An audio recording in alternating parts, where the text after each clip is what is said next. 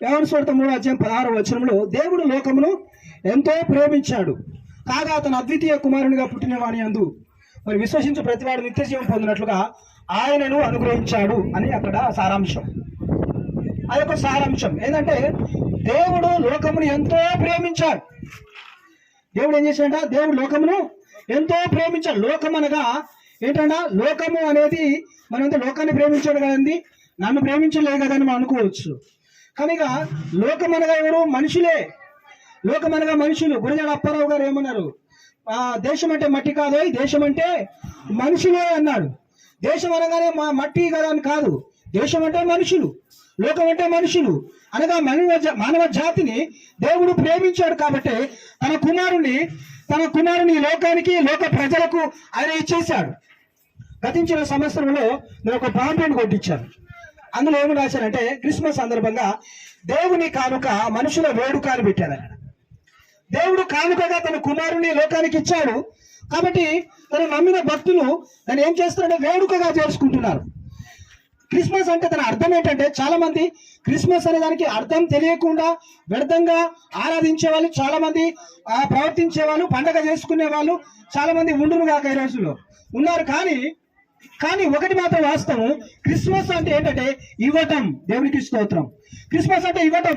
దేవుడు తన కుమారుని మనందరి కొరకు ఆ త్యాగంగా ఇచ్చేశాడు. కాబట్టి ఈరోజు క్రిస్మస్ పండుగ మనం జరుపుకుంటా ఉన్నాం. దేవుడు తన కుమారుని చేశాడు. ఎందుకంటే ఎంతమంది దేవునికి కుమారులు ఉన్నారు? ఆయన ఒక్కడే ఒక కుమారుడు, తన ఏకైక కుమారుడు. రోమా పత్రిక ప్రకారం ఆయన ఒకగానొక కుమారుని మనకి ఇచ్చేశాడు అని పౌలు ప్రకటిస్తా ఉన్నాడు.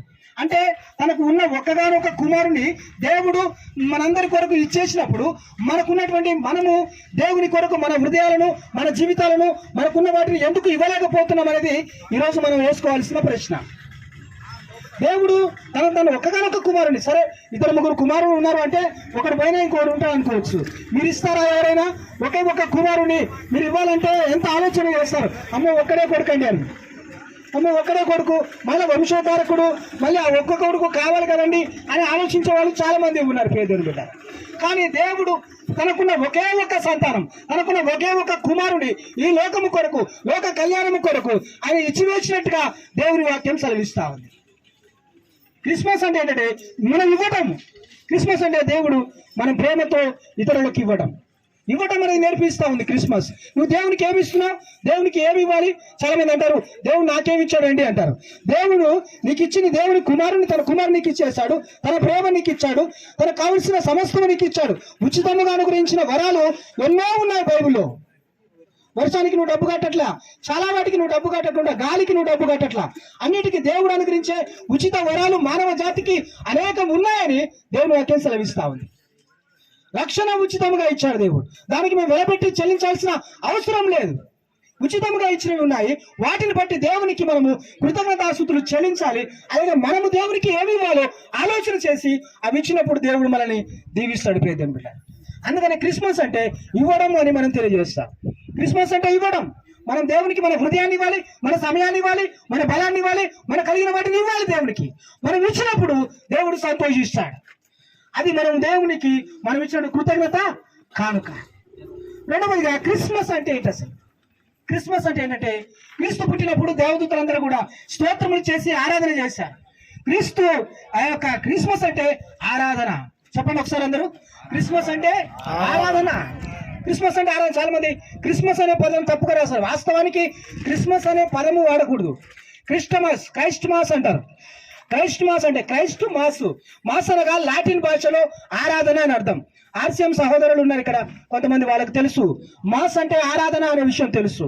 క్రైస్ట్ అంటే క్రీస్తు, మాస్ అనగా ఆరాధన, క్రీస్తును ఆరాధించుట, దాన్ని క్రైస్ట్ మాస్ అంటారు. వాస్తవంగా అయితే నేను పాంప్లెట్ లో కూడా నేను క్రైస్ట్ మాస్ అని రాయించాను.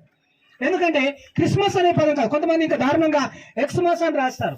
ఎక్స్ అనేది లాటిన్ లో, నేను కొంతమంది చెప్పిన బైబిల్ పండితుల ప్రకారం ఎక్స్ అనేది లాటిన్ లో ఒక బ్రాకెట్ లాంటిదంట. ఎక్స్మాస్ అంటే మాస్ అనగా ఆరాధన, ఎక్స్ అనేది బ్రాకెట్ కాబట్టి దాంట్లో మీరు ఏమైనా రాసుకోవచ్చు, ఏదైనా ఆరాధన రాసుకోవచ్చు అనుకోండి. అనగా క్రైస్ట్ మాస్ అని రాయాలా, క్రీస్తును ఆరాధించాలా. ఈరోజు నువ్వు క్రీస్తును ఆరాధిస్తున్నావా? దావీదు తన బలవంతుడితో క్రీస్తును ఆరాధించాడు. దావీదు ఆరాధించినట్టుగా బైబిల్లో మరెవరు ఆరాధించారు గమనించండి. దావీదు తన యొక్క బలము చేత శక్తి చేత తను ఆరాధన చేసినట్టుగా చూస్తాడు. తన హృదయపూర్తిగా ఆరాధన చేశాడు. దేవుడు ఎవరైతే ఆరాధన చేస్తాడో వారి దగ్గరికి దేవుడు వచ్చేవాడు. గమనించండి మాటలు. జకర్యా గ్రంథం 2:10 అంటాడు, సీయోను నివాసులారా ఉత్సాహధ్వని ఉత్సహించి సంతోష గీతములు పాడండి, నేను వచ్చి మీ మధ్య సంతోష గానము చేస్తాను, సంచరిస్తాను అని అన్నాడు.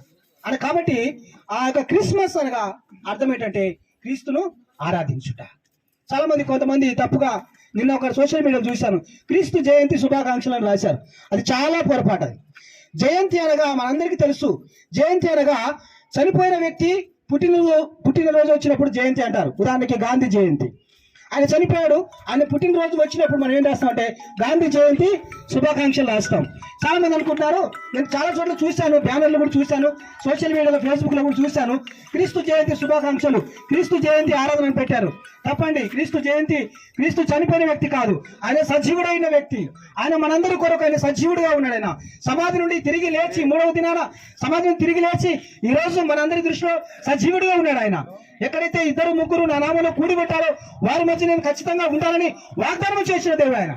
ఇంతమంది ఉన్నప్పుడు మన మధ్యలో ఉండడా? దేవునికి స్తోత్రం. హల్లెలూయా, హల్లెలూయా. కనుక సజీవుడైన దేవుని మనం ఆరాధన చేస్తున్నాం, సజీవుడైన దేవునికి మనం శుభాకాంక్షలు చెబుతున్నాం. నిన్నటి దినాన కేక్ ఆర్డర్ ఇస్తానికి వెళ్ళినప్పుడు కొంతమంది సహోదరులు చెప్పారు, హ్యాపీ క్రిస్మస్ అని రాయండి అని.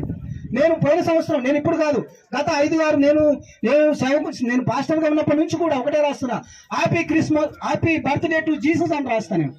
ఎందుకంటే ఒక వ్యక్తి ఎవరన్నా వ్యక్తి బర్త్డే చేసుకున్నప్పుడు ఆ వ్యక్తికి మనం ఆ పేరుతో చెప్తాం శుభాకాంక్షలు, హ్యాపీ బర్త్డే టు అని చెప్తాం. అలాగే యేసు ప్రభు కూడా ఆయన బర్త్డే జరుపుకుంటున్నాడు కాబట్టి మనం ఏం చేయాలంటే హ్యాపీ బర్త్డే టు జీసస్